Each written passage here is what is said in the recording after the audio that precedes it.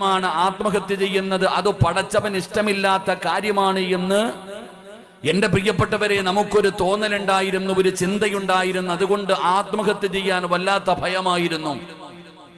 പക്ഷെ ഈ അടുത്ത കാലങ്ങളിലായി എന്റെ പ്രിയപ്പെട്ട സഹോദരങ്ങളെ, ഈ സമുദായത്തിൽ ആത്മഹത്യ വല്ലാതെ വർദ്ധിച്ചുകൊണ്ടിരിക്കുകയാണ്.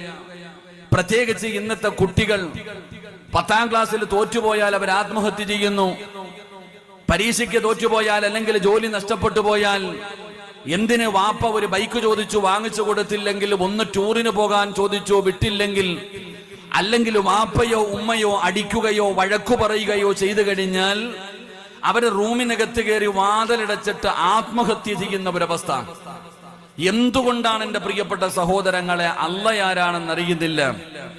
അത് പ്രായമുള്ളവനും അറിയുന്നില്ല, ചെറുപ്പക്കാർക്കും അറിയുന്നില്ല, കുട്ടികൾക്കും അറിയുന്നില്ല.